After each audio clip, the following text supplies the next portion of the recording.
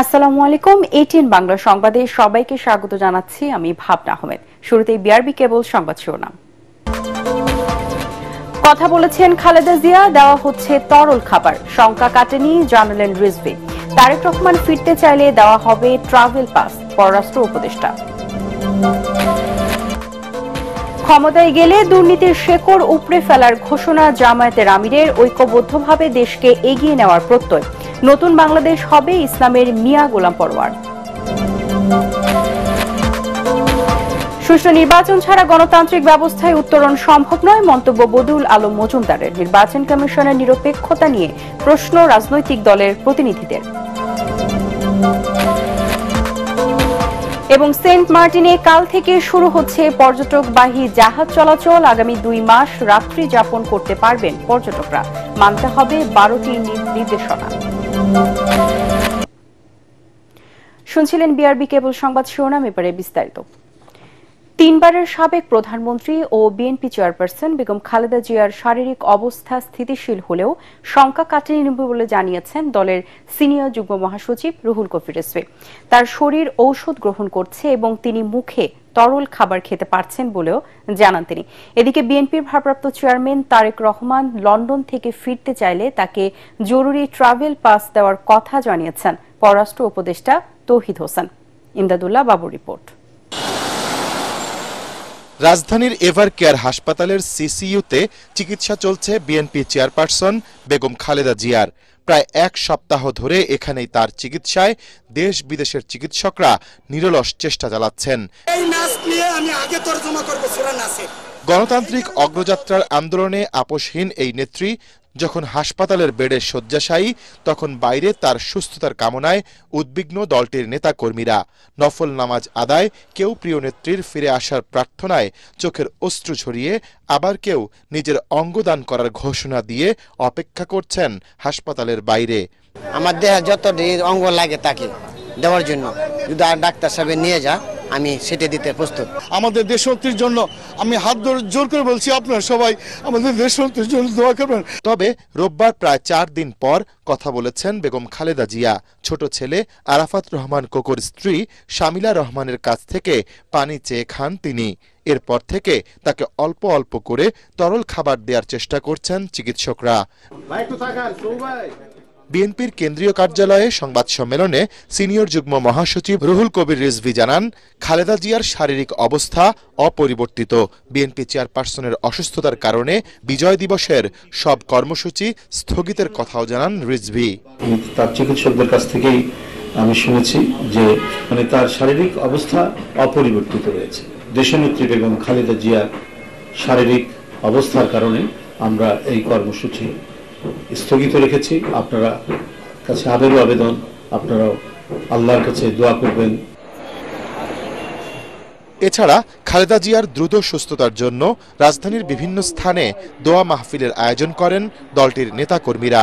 Gulshan society মসজিদে দোয়ার আয়োজন করে আমরা বিএনপি পরিবার, আর নয়াপল্টনে দোয়া মাহফিলের আয়োজন করে ঢাকা মহানগর দক্ষিণ বিএনপি। যাকে আজকে আমাদের খুব প্রয়োজন ছিল, অত্যন্ত বেশি রকম প্রয়োজন জাতির জন্য। তার প্রমাণ দেখেন, এই দেশের সমস্ত লোকজন, নেতৃস্থানীয় সকল ধর্মের, হিন্দু, মুসলিম, বৌদ্ধ, খ্রিস্টান সকলে মিলে আজকে তার জন্য দোয়া করছে। যে সংকটের মধ্যে উনি যুদ্ধ করছেন, সেই এভার কেয়ার হসপিটালে এই সংকট যদি আল্লাহ তাআলা ক্ষমা করে আমাদের দিকে তাকিয়ে ওনার রহমত বর্ষিত না হয়, তাহলে বাংলাদেশ বিরাট সংকটের সম্মুখীন হবে। এদিকে রাজধানীতে কূটনৈতিক প্রতিবেদকদের সংগঠন ডিক্যাব আয়োজিত এক অনুষ্ঠানে পররাষ্ট্র উপদেষ্টা তৌহিদ হোসেন জানান, বেগম জিয়াকে বিদেশে নিতে ব্যবস্থা করছে বিএনপি। সেই প্রক্রিয়ায় সহযোগিতা করছে সরকার। তারেক রহমান যদি আসতে হয় কি পদ্ধতিতে আসবেন, এটা নিয়ম হচ্ছে যখন পাসপোর্ট থাকে না বা মেয়াদ উত্তীর্ণ হয়ে যায়, তখন কেউ যদি আসতে চান তাহলে তাকে আমরা ওয়ান টাইম পাস একটা দিয়ে দিই আর কি, একবার দেশে আসার জন্য। তো এটা দিতে 1 দিন লাগে। কাজে এটা উনি যদি আজকে বলেন যে উনি আসবেন, আগামীকাল আমরা এটা দিয়ে পরশুদিন উনি প্লেনে উঠতে পারবেন, কোনো অসুবিধা নেই। গত রোববার হঠাৎ ৭৯ বছর বয়সী খালেদা জিয়ার শ্বাসকষ্ট দেখা দিলে দ্রুত তাকে হাসপাতালে আনেন চিকিৎসক দল। ইমদাদুল্লাহ বাবু, ATN বাংলা, ঢাকা। দর্শক, এই মুহূর্তে এভারকেয়ার হাসপাতালের সামনে আছেন সহকর্মী তরিক ইসলাম। সবশেষ খবর জানতে সরাসরি যুক্ত হচ্ছে তার সাথে। আমরা ঠিক এখন রয়েছি এভারকেয়ার হাসপাতালের ঠিক সামনে। আপনি জানেন গত রোববার থেকে এই হাসপাতালে বিএনপি চেয়ারপারসন বেগম খালেদা জিয়া এখানে চিকিৎসাধীন আছে। তিনি গত রোববার শ্বাসকষ্টজনিত সমস্যা নিয়ে এখানে হাসপাতালে ভর্তি হন এবং তারপর থেকে আমরা জানতে পেরেছি সোমবার থেকে তার শারীরিক অবস্থা আরও অপরিবর্তিত হতে থাকে। আপনাকে জানিয়ে রাখি, বেগম খালেদা জিয়া কিডনি, ডায়াবেটিস এবং আরও বেশ কিছু জটিলতা নিয়ে কিন্তু এই হাসপাতালে ভর্তি হয়েছেন এবং এখন পর্যন্ত তার চিকিৎসা চলছে এবং তার অবস্থার কোনো পরিবর্তন হয়নি, এমনটাই কিন্তু আমরা জানতে পেরেছি। আপনাকে দেখাই, হাসপাতালের সামনে এখানে অসংখ্য নেতাকর্মীরা রয়েছেন, শুভাকাঙ্ক্ষীরা রয়েছেন, তারা এসেছেন, তারা তাদের প্রিয় নেত্রীর জন্য দোয়া করছেন। আমরা দেখেছি অনেকেই এসে বলছেন যে তাদের নেত্রীর যে কিডনিজনিত যে সমস্যা, তারা বলছেন তারা কিডনি দিয়ে দিতে প্রস্তুত, তাদের নেত্রীর জন্য তারা কিডনি দিতে প্রস্তুত, তার বিনিময়েও তারা তাদের নেত্রীর সুস্থতা কামনা করছেন। এখানে অনেক নেতাকর্মীরা রয়েছেন, শুধু তারাই না, বিভিন্ন রাজনৈতিক দলের নেতাকর্মীরাও এখানে আসছেন এবং তারা বেগম খালেদা জিয়ার চিকিৎসার খোঁজ খবর রাখছেন। আপনাকে জানিয়ে রাখি, এখানে আজকে দুপুরের পরেই বিএনপির যুগ্ম মহাসচিব রুহুল কবির রিজভী তার দলীয় কার্যালয়ে বেগম খালেদা জিয়ার চিকিৎসার বা তার সবশেষ আপডেট কিন্তু আমাদেরকে জানিয়েছেন। সেইখানে তিনি বলেছেন যে তার চিকিৎসা যেটা চলছে সেটা এখন দেশি বিদেশি যেসব চিকিৎসকরা রয়েছে তার আন্ডারে তার চিকিৎসা চলছে, কিন্তু এখনও পর্যন্ত তার শারীরিক অবস্থার কোনো পরিবর্তন হয়নি। অর্থাৎ এখনও পর্যন্ত তাকে যে বিদেশে নিয়ে যাওয়া, তার চিকিৎসা দেওয়া, সেই পর্যায়ে তারা সকল সিদ্ধান্ত গ্রহণ করেছেন, কিন্তু তার শারীরিক অবস্থার কিছুটা জটিলতা থাকার কারণে সেইটা এখন সম্ভব হচ্ছে না। তবে তারা সব ধরনের প্রস্তুতি নিয়ে রেখেছেন, অর্থাৎ তার শারীরিক অবস্থার কিছুটা উন্নতি হলে হয়তোবা উন্নতর চিকিৎসার জন্য তাকে দেশের বাইরে নেওয়া হতে পারে। তবে এখন পর্যন্ত যদি বলি, এভারকেয়ার হাসপাতালে বেগম খালেদা জিয়ার চিকিৎসা চলছে। তার সামনে এখানে অসংখ্য নেতাকর্মীরা রয়েছেন, তারা আসছেন এবং শুধু তারাই না, এর পাশাপাশি বিভিন্ন রাজনৈতিক দলের নেতাকর্মীরাও আসছেন এবং তার চিকিৎসার ব্যাপারে খোঁজখবর রাখার পাশাপাশি তার জন্য বিশেষ দোয়া করছেন। তো এই ছিল আমার কাছে এভারকেয়ার হাসপাতালের সামনে থেকে সবশেষ। জি তরিক, আপনাকে ধন্যবাদ। ক্ষমতায় গেলে জাতিকে ঐক্যবদ্ধ করে দেশকে এগিয়ে নিয়ে যাওয়ার প্রত্যয় জানালেন জামায়াতে ইসলামীর আমির ডক্টর শফিকুর রহমান। মহাখালীতে বাংলাদেশ মেডিকেল রিসার্চ সেন্টারে কমিউনিটি হাসপাতালের হেলথ কেয়ার প্রোভাইডারদের এক আলোচনা সভায় তিনি বলেন, মৌখিক আশ্বাস নয়, সকলের ন্যায্য দাবি আদায়ে কার্যকর পদক্ষেপ নেওয়া হবে। এ সময় রাজনীতিবিদদের সমালোচনা করে তিনি বলেন, আগামীতে ক্ষমতায় গেলে দুর্নীতির শেকড় উপড়ে ফেলার কথাও বলেন তিনি। মানসম্পন্ন শিক্ষা ব্যবস্থা গড়ে তোলার সাথে সাথে পেশার উৎকর্ষ সাধনে কার্যকর ব্যবস্থা নেওয়ার আশ্বাস দিয়ে জামায়াতের আমির বলেন, প্রত্যেকটি শিশুকে সম্পদে পরিণত করতে চায় জামায়াতে ইসলাম। সরকারের দায়িত্ব হচ্ছে, যারা যে জনগণ আমাকে এই দায়িত্ব দিবে, আপনাকে এই দায়িত্ব দিবে, আপনার দায়িত্ব হচ্ছে সেই জনগণের অধিকার তার ঘরে, তার হাতে পৌঁছে দেওয়া। অগ্রিম সুসংবাদ দিয়ে রাখতে চাই, সমাজের কোনো সেকশনের কোনো দাবি দাওয়া নিয়ে সরকারের কোথাও কোনো ধর্ণা দিতে হবে না এবং কোনো মিছিল মিটিং করতে হবে না। ৮ দলের জোট নতুন জাগরণ সৃষ্টি করেছে। মানুষের মনে আশার সঞ্চার হয়েছে যে নতুন বাংলাদেশ ইসলামের বাংলাদেশ হবে বলে মন্তব্য করেছেন জামায়াতে ইসলামীর সেক্রেটারি জেনারেল অধ্যাপক মিয়া গোলাম পরোয়ার। রাজশাহীর ঐতিহাসিক মাদ্রাসা ময়দানে ৮ দলের বিভাগীয় সমাবেশে তিনি এসব কথা বলেন। মিয়া গোলাম পরোয়ার বলেন, এবারের সংগ্রাম চাঁদাবাজ, দুর্নীতি ও সন্ত্রাসের বিরুদ্ধে। সরকার একটি চক্রের কুপরামর্শে একই দিনে গণভোট ও জাতীয় নির্বাচনের দিন নির্ধারণ করেছে অভিযোগ করে এটা পরিবর্তনের দাবি জানান তিনি। এখানে দাবি করতে চাই, আপনি এই গেজেটকে পরিবর্তন করুন, গণভোটকে জাতীয় ভোটের আগে আনুন। লেভেল প্লেইং ফিল্ড এখনো হয়নি। ইচ্ছামতো একটি দলের গোপন ষড়যন্ত্রে অন্য কাউকে ক্ষমতা আনার জন্য ডিসি, এসপি, ইউনো, ওসি ইচ্ছামতো বদলি করে প্রশাসনে আপনারা হাত দিয়ে প্রশাসনকে নষ্ট করে ফেলছেন। সুষ্ঠু নির্বাচন না হলে দেশের গণতান্ত্রিক ব্যবস্থায় উত্তরণ সম্ভব নয় বলে মন্তব্য করেছেন নির্বাচন ব্যবস্থা সংস্কার কমিশনের প্রধান বদিউল আলম মজুমদার। তিনি বলেন, দলগুলো যদি সঠিক ব্যক্তিকে মনোনয়ন দেয় তাহলেই গণতান্ত্রিক উত্তরণ সম্ভব হবে বলেও এ সময় জানান। এদিকে রাজনৈতিক দলের প্রতিনিধিরা জানান, নির্বাচন কমিশন জনপ্রত্যাশা অনুযায়ী কাজ করতে পারছে না, কোনো কোনো ক্ষেত্রে পক্ষপাতিত্ব করছে। বিস্তারিত জানাচ্ছেন আশিকুর রহমান।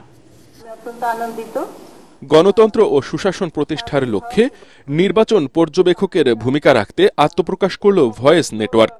রোববার আত্মপ্রকাশ উপলক্ষে সিরডার মিলনায়তনে ত্রয়োদশ জাতীয় সংসদ নির্বাচনের সম্ভাবনা ও চ্যালেঞ্জ নিয়ে সেমিনারের আয়োজন করে সংস্থাটি। খুব সহজ একটা সমীকরণ মনে হয়। এতে অংশ নেন বিভিন্ন রাজনৈতিক দলের প্রতিনিধি, নির্বাচন বিশেষজ্ঞ, সুশীল সমাজের প্রতিনিধি ও সংগঠনের সদস্যরা। আলোচকরা বলেন, কালো টাকার ব্যবহার বন্ধ ও পেশিশক্তির প্রভাবমুক্ত নির্বাচন আয়োজনে সরকারকে বিশেষ গুরুত্ব দিতে হবে, তা না হলে নির্বাচন আবারও প্রশ্নবিদ্ধ হবে। এখন প্রধান উপদেষ্টা শুধুমাত্র মুখে মুখে যদি বলেন বা নির্বাচন কমিশন মুখে মুখে বলেন যে আমরা ইতিহাসের সেরা নির্বাচন করতে চাই, কিন্তু ইতিহাসের সেরা পরিবেশটা না তৈরি করতে পারলে ইতিহাসের সেরা নির্বাচন আপনারা করতে পারবেন না। নির্বাচন কমিশনের সঙ্গে রাজনৈতিক দলগুলোর দূরত্ব কমিয়ে আনার তাগিদ দেন নির্বাচন ব্যবস্থা সংস্কার কমিশনের সদস্য জেসমিন টুলি। নির্বাচনের আগে শুধু কেন নির্বাচন আইনের সংস্কার প্রয়োজন হয়, এটা তো কন্টিনিউয়াস প্রসেস, যে কোনো সময় এটা হতে পারে। এই জিনিসটা যে আমাদের এই যে দূরত্ব রাজনৈতিক দলগুলো মধ্যে আছে এবং বিচার বিভাগের সাথে ইলেকশন কমিশনের একটা দূরত্ব। প্রশাসনকে নিরপেক্ষ রাখতে জবাবদিহিতার আওতায় আনার তাগিদ দেন বিএনপি ও জামায়াত নেতারা। সিএসপি, ডিআইজি কমিশনার, টিএনওসি, নির্বাচন কর্মকর্তা, এই গুরুত্বপূর্ণ জায়গাগুলোতে যদি নির্বাচন কমিশন সর্বোচ্চ নিরপেক্ষতার পরিচয় দিতে না পারে তাহলে নির্বাচন প্রশ্নবুদ্ধ হয়ে যাবে। সিসি ক্যামেরা কিংবা অবৈধ অস্ত্র উদ্ধার কিংবা অন্যান্য যা কিছু আছে সবকিছু পদ্ধতি আপনি যত কিছুই নির্ধারণ করেন, মানসিকভাবে যদি আমরা আমাদেরকে নিজেদেরকে ভেতর থেকে অন্তর থেকে ধৌত করতে না পারি, পরিষ্কার করতে না পারি, তাহলে অন্য কোনো বিষয় দিয়ে কোনো কিছু হবে, আমি অন্তত এটা বিশ্বাস করি না। নির্বাচন ব্যবস্থা সংস্কার কমিশনের প্রধান বদিউল আলম মজুমদার বলেন, সুষ্ঠু নির্বাচন না হলে গণতান্ত্রিক ব্যবস্থায় উত্তরণ সম্ভব নয়। নির্বাচন একটা একদিনের বিষয় না, নির্বাচন একটা দীর্ঘমেয়াদী প্রক্রিয়া। নির্বাচনী সাইকেল বলা হয় এটাকে। তো এই সাইকেলটা যদি সঠিকভাবে যে এটা যদি কার্যকর না হয়, সাইকেলটা যদি যেইভাবে হওয়ার কথা সেইভাবে যদি ওটা যে বাস্তবায়িত না হয়, তাহলে নির্বাচনের দিনে পর্যবেক্ষণ করাটা পণ্ডশ্রম। নাগরিক সমাজকে তাদের ভূমিকা পালন করতে হবে বলেও এ সময় উল্লেখ করেন Badiul Alam Majumdar. 14,600। Ashikur Rahman, ATN Bangla, Dhaka. July August হত্যাকাণ্ডের বিচার প্রক্রিয়া নিয়ে বিরূপ মন্তব্যের অভিযোগে আদালত অবমাননার বিষয়ে ব্যাখ্যা দিতে বিএনপি নেতা অ্যাডভোকেট ফজলুর রহমানকে 8 ডিসেম্বর সশরীরে হাজির হওয়ার নির্দেশ দিয়েছে আন্তর্জাতিক অপরাধ ট্রাইব্যুনাল 1। সম্প্রতি শেখ হাসিনার মামলার রায়ের পর একটি বেসরকারি টেলিভিশন চ্যানেলের টক শোতে বক্তব্য রাখেন ফজলুর রহমান। সেখানে তিনি এই ট্রাইব্যুনাল এবং এর বিচার মানেন না বলে মন্তব্য করেন। পরে তার বিরুদ্ধে আদালত অবমাননার অভিযোগ আনে প্রসিকিউশন। এদিকে জাসদ সভাপতি হাসানুল হক ইনুর বিরুদ্ধে জুলাই গণ আন্দোলনে কুষ্টিয়ায় 6 জনকে হত্যাসহ 8টি অভিযোগ গঠন পুনর্বিবেচনা চেয়ে করা আবেদন খারিজ করে দিয়েছে ট্রাইব্যুনাল 2। আবেদনে আসামির আইনজীবীরা জুলাই অভ্যুত্থান এবং বর্তমান সরকারের আইন প্রণয়নের বৈধতা নিয়ে প্রশ্ন তোলেন। তাদের এই প্রশ্নকে আদালত অবমাননা ও রাষ্ট্রদ্রোহিতার শামিল বলে শুনানিতে উল্লেখ করেন চিফ প্রসিকিউটর। পরে ইনুর বিরুদ্ধে সূচনা বক্তব্য শেষ করে প্রসিকিউশন। আগামীকাল এই মামলার সাক্ষ্য গ্রহণ শুরু হবে। কেন আদালত অবমাননার ব্যবস্থার জন্য তার বিরুদ্ধে ব্যবস্থা গৃহীত হবে না, এই জন্য রুল ইস্যু করেছেন এবং তাকে আগামী 8 ডিসেম্বর সশরীরে হাজির হওয়ার নির্দেশ দিয়েছেন। সেই সাথে এটার বিভিন্ন কপি বিভিন্ন বার কাউন্সিল সহ বিভিন্ন জায়গায় প্রেরণ করেছেন এবং ওনাকে সশরীরে আসা উপস্থিতির সাথে সাথে ওনার একাডেমিক সনদ এবং বার কাউন্সিল সনদ সহ উপস্থিত হওয়ার জন্য নির্দেশ দিয়েছে। দীর্ঘ প্রতীক্ষা শেষে আগামীকাল থেকে প্রবাল দ্বীপ সেন্ট মার্টিনে শুরু হবে পর্যটকবাহী জাহাজ চলাচল। পর্যটক পরিবহনের জন্য প্রস্তুত রয়েছে বেশ কয়েকটি জাহাজ। ডিসেম্বর ও জানুয়ারি 2 মাস সেন্ট মার্টিনে রাত্রি যাপন করতে পারবেন পর্যটকরা। যদিও গত 1 নভেম্বর থেকে জাহাজ চলাচলের অনুমতি দেয় সরকার, কিন্তু নভেম্বরে রাত্রি যাপনে নিষেধাজ্ঞা থাকায় পর্যটকদের সাড়া না পেয়ে জাহাজ চলাচল শুরু করেনি জাহাজ মালিকরা। কক্সবাজার থেকে মোয়াজ্জিম হোসাইন শাকলির পাঠানো রিপোর্ট জানাচ্ছেন আশিকুর রহমান। দেশের একমাত্র প্রবাল দ্বীপ সেন্ট মার্টিনে একসময় সারা বছরই পর্যটকদের পদভার থাকত, কিন্তু বর্তমানে পরিবেশ সংকটাপন্ন হওয়ায় বিধিনিষেধে সীমিত হয়েছে এখানকার পর্যটক সমাগম। তবে নভেম্বর থেকে জানুয়ারি পর্যন্ত 3 মাস নির্দিষ্ট শর্তে পর্যটকদের সেখানে যাওয়ার অনুমতি দিয়েছে সরকার। কিন্তু নভেম্বর মাসে শুধু দিনের বেলায় ঘুরে ফিরে আসার শর্ত থাকায় পর্যটকদের অনাগ্রহে সেন্ট মার্টিন রুটে জাহাজ চালায়নি জাহাজ মালিকরা। অবশেষে 1 ডিসেম্বর থেকে প্রবালদ্বীপ সেন্ট মার্টিনে শুরু হবে পর্যটকবাহী জাহাজ চলাচল। ডিসেম্বর ও জানুয়ারি মাসে রাত্রি যাপনের অনুমতি থাকায় জাহাজ চলাচলের সিদ্ধান্ত নিয়েছেন জাহাজ মালিকরা।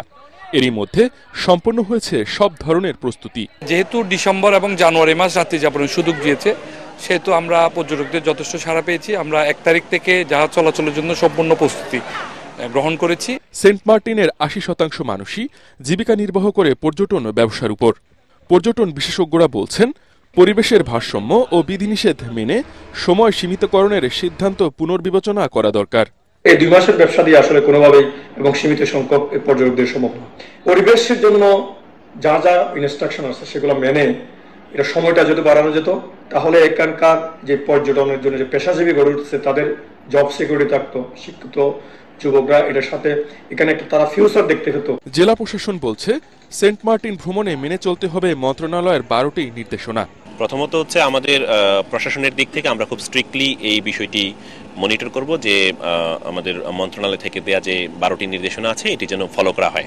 সেন্ট মার্টিন ভ্রমণে টিকেটের সাথে দেয়া হবে ট্রাভেল পাস, ফলে কমে আসবে ভোগান্তি। Bureau report, ATN Bangla. পার্বত্য চট্টগ্রামে বিচ্ছিন্নতাবাদী গোষ্ঠীর দোসরদের গ্রেপ্তার ও ফাঁসির দাবিতে রাজধানীর শাহবাগে বিক্ষোভ মিছিল অনুষ্ঠিত হয়েছে। সেভ বাংলাদেশ সেভ CHT নামের একটি প্ল্যাটফর্ম জাদুঘরের সামনে বিক্ষোভ সমাবেশ করে। এতে পার্বত্য চট্টগ্রামকে বাংলাদেশ থেকে বিচ্ছিন্ন করার ষড়যন্ত্রের অংশ হিসেবে ক্ষুদ্র নৃগোষ্ঠীদের বিদ্রোহ করতে আহ্বান, জাতিসংঘের হস্তক্ষেপ কামনা এবং জাতিসংঘ মিশন স্থাপনের দাবি উত্থাপন সহ রাষ্ট্রবিরোধী বক্তব্য দেওয়ার বেশ কয়েকজন বিশিষ্ট ব্যক্তিকে গ্রেপ্তার সহ দৃষ্টান্তমূলক শাস্তির দাবি জানান বক্তারা। তাদের অভিযোগ, গত 13 নভেম্বর ঢাকা রিপোর্টার্স ইউনিটিতে পার্বত্য চট্টগ্রাম মানবাধিকার লঙ্ঘন ও বিচারহীনতার সংস্কৃতির শীর্ষক আলোচনা সভায় এসব ব্যক্তিরা নানা ধরনের উস্কানিমূলক ও রাষ্ট্রবিরোধী বক্তব্য রাখেন। হেফাজতে ইসলামের যুগ্ম মহাসচিব মীর ইদ্রিস আলী নদভী তাহরিককে খাতমে নুবুয়াত, বাংলাদেশের যুগ্ম মহাসচিব মুফতি সাওবান সাকিব সহ বিভিন্ন সংগঠনের নেতারা এতে বক্তব্য রাখেন। সমাবেশ শেষে একটি বিক্ষোভ মিছিল শাহবাগ থেকে বের হয়ে TSC-তে গিয়ে শেষ হয়। বিএনপি চেয়ারপারসন বেগম খালেদা জিয়ার রোগ মুক্তি কামনা করে দোয়া মোনাজাত অনুষ্ঠিত হয়েছে। বরিশাল সদর উপজেলা বিএনপি আয়োজিত মোনাজাত অনুষ্ঠানে অন্যান্যদের মধ্যে বক্তব্য রাখেন বরিশাল 5 আসনের বিএনপি মনোনীত প্রার্থী ও বিএনপি চেয়ারপারসনের উপদেষ্টা অ্যাডভোকেট মুজিবুর রহমান সরওয়ার। এছাড়াও বরিশাল নগরীর বিএনপি অফিস চত্বরে বিএনপি বরিশাল বিভাগীয় সাংগঠনিক সম্পাদক অ্যাডভোকেট বিলকিস জাহান শিরিনের আয়োজনে বেগম জিয়ার রোগ মুক্তি কামনা করে বিশেষ দোয়া ও মোনাজাত করা হয়। এদিকে ঝালকাঠির কাঠালিয়ার আমুয়া ইউনিয়ন বিএনপির কার্যালয়ে বিএনপি চেয়ারপারসন ও সাবেক প্রধানমন্ত্রী বেগম খালেদা জিয়ার রোগ মুক্তি কামনায় দোয়া মোনাজাত অনুষ্ঠিত হয়েছে। বিএনপির জাতীয় নির্বাহী কমিটির ভাইস চেয়ারম্যান ও বরগুনা 2 বামনা পাথরঘাটা আসনের বিএনপির প্রার্থী নুরুল ইসলাম মনি দোয়া ও মোনাজাত পরিচালনা করেন। হবিগঞ্জে বেগম খালেদা জিয়ার রোগ মুক্তি কামনায় মিলাদ মাহফিল ও এতিম শিশুদের খাবার বিতরণ অনুষ্ঠিত হয়েছে। দুপুরে হবিগঞ্জ এতিমখানায় জেলা বিএনপির উদ্যোগে এই মিলাদ মাহফিল অনুষ্ঠিত হয়।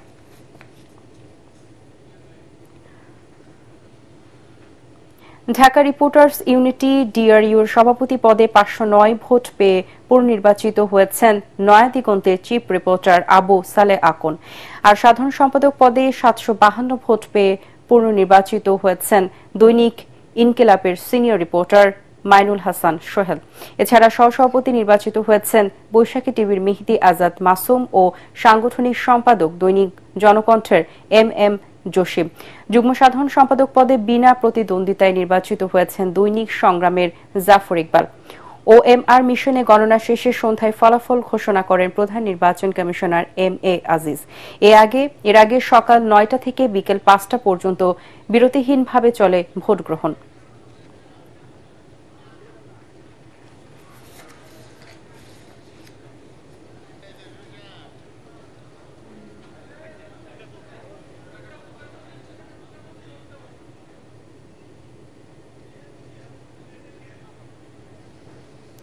এবারে অর্থ সংবাদ।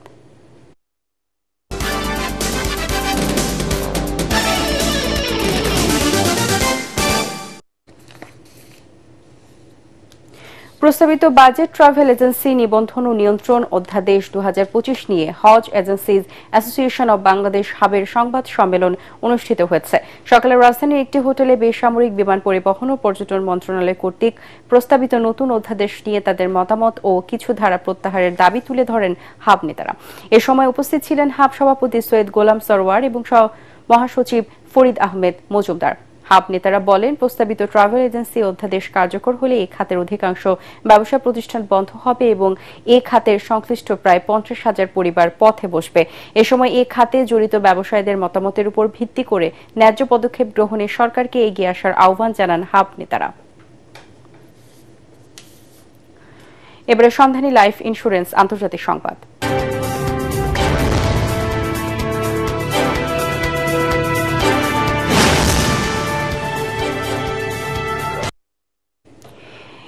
ইরাকের মতো এবার ভেনেজুয়েলায় সামরিক অভিযান চালাতে যাচ্ছে যুক্তরাষ্ট্র।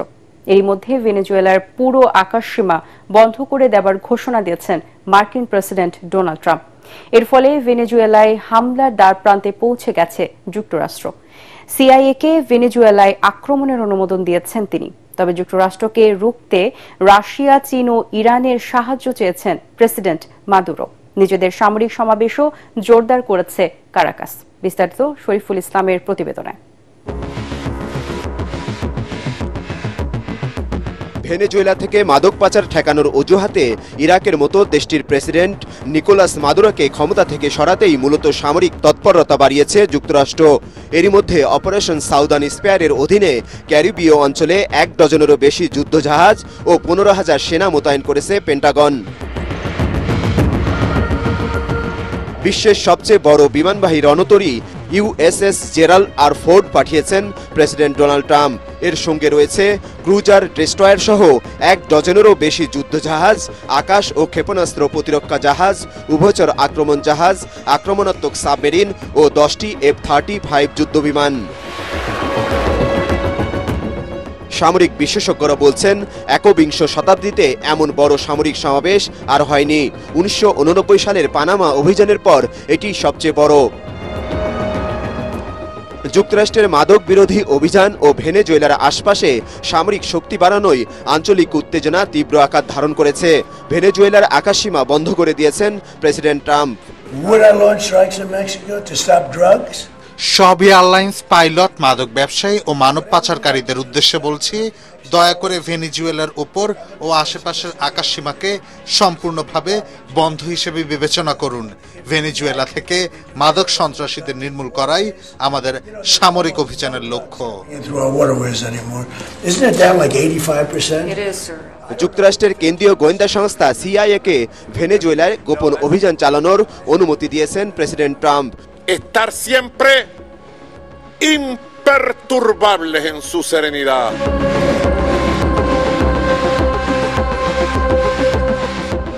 অন্যদিকে যুক্তরাষ্ট্রের এমন রণসজ্জার মাঝে ভেনেজুয়েলার সামরিক বাহিনীকে সর্বোচ্চ সতর্ক অবস্থায় থাকার নির্দেশ দিয়েছে মাদুরো সরকার। দেশ জুড়ে হাজার হাজার সৈন্য ও রাশিয়ার তৈরি প্রায় 5,000 ক্ষেপণাস্ত্র মোতায়েন করা হয়েছে। রাশিয়া, চীন ও ইরানের কাছে সহায়তা চেয়েছেন ভেনেজুয়েলার প্রেসিডেন্ট নিকোলাস মাদুরো। তার দাবি, ভেনেজুয়েলায় সরকার পরিবর্তন করাই যুক্তরাষ্ট্রের মূল উদ্দেশ্য। যুক্তরাষ্ট্র সামরিক অভিযান চালালেও আমরাও বসে থাকবো না। দেশের জনগণ আমার সাথে আছে। আমরা বন্ধু দেশগুলোর কাছে সহায়তা চেয়েছি। মূলত আমাকে ক্ষমতাচ্যুত করে দেশ ছাড়তে বাধ্য করতেই ট্রাম্প এসব পদক্ষেপ গ্রহণ করেছেন। তবে প্রশ্ন উঠছে, যুক্তরাষ্ট্রের হামলা বা আগ্রাসনের মুখে ভেনেজুয়েলা সত্যিই কতটা প্রস্তুত? তাদের সামরিক সামর্থ্যই বা কতটুকু? তবে আন্তর্জাতিক সম্পর্ক বিশ্লেষকরা বলছেন ইরাকের প্রেসিডেন্ট সাদ্দামের মতো মাদুরোকেও ক্ষমতা থেকে সরিয়ে ট্রাম্প মিত্র দেশটির বিরোধী দলীয় নেতা এবারে নোবেলজয়ী রাজনীতিবিদ মারিয়া করিনা মাসাদোকে ক্ষমতায় বসানোই মার্কিন প্রেসিডেন্টের আসল ফন্দি। শরীফুল ইসলাম, এটিএন বাংলা। যুক্তরাষ্ট্রের ক্যালিফোর্নিয়ার স্টকটন শহরের একটি ব্যাংকুয়েট হলে পারিবারিক অনুষ্ঠানে গুলিবর্ষণে অন্তত 4 জন নিহত হয়েছেন। এই ঘটনায় আহত হয়েছেন আরও 10 জন। স্থানীয় সময় শনিবার সন্ধ্যায় লুসিল অ্যাভিনিউয়ে এই ঘটনা ঘটে। সান জোয়াকুইন কাউন্টি শেরিফের মুখপাত্র জানান, নিহতদের মধ্যে শিশু ও প্রাপ্তবয়স্ক রয়েছে, তবে বয়স ও পরিচয় জানানো হয়নি। হামলাটি পরিকল্পিত হতে পারে বলে ধারণা করা হচ্ছে এবং বন্দুকধারীকে শনাক্তে তদন্ত চলছে। একই সাথে কী কারণে ভয়াবহ এই গুলিবর্ষণ তা খতিয়ে দেখা হচ্ছে। স্টকটনের ভাইস মেয়র জানান, ঘটনাটি শিশুদের জন্মদিনের পার্টিতে ঘটেছে। ঘটনার পর থেকেই এফবিআই, স্টকটন পুলিশ সহ বিভিন্ন সংস্থা হামলাকারীকে ধরতে অভিযান পরিচালনা করছে। অস্ট্রেলিয়ার সিডনি শহরে মাঝ আকাশে চলন্ত দুটি হালকা বিমানের মাঝে সংঘর্ষের ঘটনায় বিমান বিধ্বস্ত হয়ে পাইলট নিহত হয়েছেন। ফরাসি বার্তা সংস্থা এএফপি এক প্রতিবেদনে এই তথ্য জানিয়েছে। সিডনির আকাশে ফরমেশন ফ্লাইট চলাকালীন দুটি হামলা বিমানের মাঝে এই সংঘর্ষ হয়। এর মধ্যে একটি বিমান মাটিতে বিধ্বস্ত হয়, পাইলট নিহত হয়েছেন। দেশটির নিউ সাউথ ওয়েলস অঙ্গরাজ্যের পুলিশ বলেছে, সিডনির দক্ষিণ পশ্চিমাঞ্চলীয় উপশহর ওয়েডারবার্নের বিমানবন্দরের কাছে জঙ্গলে বিধ্বস্ত বিমানের ধ্বংসাবশেষ খুঁজে পেয়েছেন উদ্ধারকর্মীরা। পরে সেখান থেকে বিধ্বস্ত বিমানের পাইলটের মরদেহ উদ্ধার করেন তারা। এবারে জানিয়ে দিব খেলার খবর।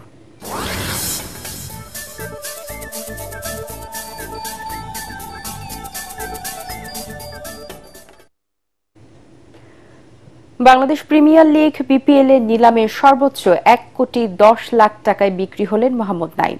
50 লাখ টাকা ক্যাটাগরিতে থাকা নাইমকে দলে ভিড়িয়েছেন চট্টগ্রাম রয়্যালস। তবে প্রথম কলে অবিক্রিত রয়ে গেছেন মুশফিকুর রহিম ও মাহমুদুল্লাহ রিয়াদ। দীর্ঘ 1 যুগ পর প্লেয়ার্স অকশনের মাধ্যমে খেলোয়াড় কিনে নেয় বিপিএল এর 6টি ফ্র্যাঞ্চাইজি। পরাগারমানের রিপোর্ট। দীর্ঘ 1 যুগ পর আবারও প্লেয়ার্স অকশনের মধ্য দিয়ে শুরু হয় বাংলাদেশ প্রিমিয়ার লিগ বিপিএল এর আনুষ্ঠানিক কার্যক্রম। লটারি ভাগ্য বাদ দিয়ে এবার অর্থের ঝনঝনানি আর কৌশলের মাধ্যমে দল সাজায় বিপিএল এর 6টি ফ্র্যাঞ্চাইজি। বিসিবি সভাপতি অনুরোধ করেন ফ্র্যাঞ্চাইজিগুলো যেন স্থানীয় লিগের সাথে নিজেদেরকে সম্পৃক্ত রাখে। মেয়েদের বিপিএল আয়োজনের ঘোষণাও দেন তিনি। যে জেলাগুলোতে আপনারা নাম ক্যারি করছেন, সেখানকার ডোমেস্টিক ক্রিকেট, সেখানকার লোকাল ক্রিকেট, সেখানকার মেয়েদের ক্রিকেট, সেখানে ক্রিকেট ফ্যাসিলিটি ডেভেলপমেন্টে আপনারা যদি সেখানে সম্পৃক্ত হন, তাহলে নট অনলি এই বিপিএল এর ফ্র্যাঞ্চাইজি, আপনারা সারা দেশের ক্রিকেটের ডেভেলপমেন্টে আমাদের সাথে থাকবেন। আমরা এই আজকের অনুষ্ঠানে ঘোষণা করতে যাচ্ছি যে অচিরেই আমরা মেয়েদের বিপিএল করতে যাচ্ছি। নিলামের আগেই সরাসরি চুক্তিতে 23 জন ক্রিকেটারকে দলে ভিড়িয়েছে ফ্র্যাঞ্চাইজিগুলো। নিলামের শুরুতে মোহাম্মদ নাইমের জন্য নিলামের আগ্রহ দেখায় সিলেট, রংপুর ও নোয়াখালী। 3 দলের লড়াইয়ের পর 1 কোটি 10 লাখ টাকায় তাকে দলে ভিড়িয়েছে চট্টগ্রাম রয়্যালস। গত আসরে 144 স্ট্রাইক রেটে 511 রান করে সর্বোচ্চ রান সংগ্রাহক ছিলেন তিনি। 70 লাখ টাকায় রংপুর রাইডার্স দলে ভিড়িয়েছে এই ক্যাটাগরিতে থাকা লিটন দাসকে। জাতীয় দলের টি-20 অধিনায়ক গত আসরে ছিলেন ঢাকা ক্যাপিটালসে। 68 লাখে মোহাম্মদ সাইফুদ্দিনকে নিয়েছে ঢাকা। 35 লাখ টাকা দেয়। তাওহিদ হৃদয়কে 92 লাখে দলে নিয়েছে রংপুর রাইডার্স। শামীম হোসেনকে 56 লাখে নিয়েছে ঢাকা ক্যাপিটালস। 35 লাখে ওপেনার পারভেজ হোসেন গিয়েছেন সিলেট টাইটান্সে। রাইজিং স্টার্স এশিয়া কাপের ঝড় তোলা ওপেনার হাবিবুর রহমান সোহানকে 50 লাখ টাকায় দলে নিয়েছে নোয়াখালী এক্সপ্রেস। তবে অভিজ্ঞ মাহমুদুল্লাহ ও মুশফিককে কেউ কেনেনি। এবারের নিলামে মোট 415 জন ক্রিকেটারের নাম রয়েছে। তার মধ্যে 158 জন স্থানীয় এবং 257 জন বিদেশি। পরাগারমান, এটিএন বাংলা, ঢাকা। ঢাকার সাভারে ইস্পাহানি প্রথম আলো আন্তঃবিশ্ববিদ্যালয় ফুটবলের প্রথম ম্যাচে international university of business agriculture and technology IUBAT 4-1 গোলে হারিয়েছে অতীশ দীপঙ্কর বিজ্ঞান ও প্রযুক্তি বিশ্ববিদ্যালয়কে। বিরুলিয়ায় ড্যাফোডিল ইন্টারন্যাশনাল ইউনিভার্সিটি মাঠে অনুষ্ঠিত ম্যাচে এই জয়ে নকআউট ভিত্তিক প্রতিযোগিতায় টিকে থাকল IUBAT। জোড়া গোল করে 5 ম্যাচ সেরার পুরস্কার পান নাইজেরিয়ার শিক্ষার্থী ওমর ওয়াজিরি মানসুর। তার হাতে পুরস্কার তুলে দেন জাতীয় ফুটবল দলের সাবেক অধিনায়ক বিপ্লব ভট্টাচার্য, IUBATর কোচ ও সাবেক জাতীয় অ্যাথলেট খুরশিদা আক্তার খুশি ও প্রথম আলোর বিশেষ প্রতিনিধি মাসুদ আলম। একই দিন দ্বিতীয় ম্যাচে অংশ নেয় ফার ইস্ট ইন্টারন্যাশনাল ইউনিভার্সিটি বনাম ঢাকা প্রকৌশল ও প্রযুক্তি বিশ্ববিদ্যালয় গাজীপুর। এতে 2-6 গোলে বিজয়ী হন ফার ইস্ট ইন্টারন্যাশনাল ইউনিভার্সিটি। 3 গোল করে ম্যাচ সেরা হন ফার ইস্টের আল আমিন। আগামীকাল অনুষ্ঠিত হবে ঢাকা আঞ্চলিক পর্বে 4র্থ দিনের খেলা। টুর্নামেন্টের মিডিয়া পার্টনার ATN বাংলা। শেষ করার আগে বিআরবি কেবল সংবাদ শিরোনামগুলো জানিয়ে দিব আরো একবার। কথা বলেছেন খালেদা জিয়া, দেওয়া হচ্ছে তরল খাবার, শঙ্কা কাটেনি জানালেন রিজভী। তারেক রহমান ফিরতে চাইলে দেওয়া হবে ট্রাভেল পাস, পররাষ্ট্র উপদেষ্টা। ক্ষমতায় গেলে দুর্নীতির শেকড় উপড়ে ফেলার ঘোষণা, জামায়াতের আমিরের ঐক্যবদ্ধভাবে দেশকে এগিয়ে নেওয়ার প্রত্যয়। নতুন বাংলাদেশ হবে ইসলামের, মিয়া গোলাম পরোয়ার। সুষ্ঠু নির্বাচন ছাড়া গণতান্ত্রিক ব্যবস্থায় উত্তরণ সম্ভব নয়, মন্তব্য বদুল আলম মজুমদারের। নির্বাচন কমিশনের নিরপেক্ষতা নিয়ে প্রশ্ন রাজনৈতিক দলের প্রতিনিধিদের। এবং সেন্ট মার্টিনে কাল থেকে শুরু হচ্ছে পর্যটকবাহী জাহাজ চলাচল। আগামী 2 মাস রাত্রি যাপন করতে পারবেন পর্যটকরা, মানতে হবে 12টি নির্দেশনা। পরবর্তী সংবাদ দেখার আমন্ত্রণ জানিয়ে এখনকার মতো শেষ করছি ATN বাংলার সংবাদ। ইউটিউবে দেখতে ব্রাউজ করুন youtube/ATN বাংলা নিউজ। ধন্যবাদ সবাইকে।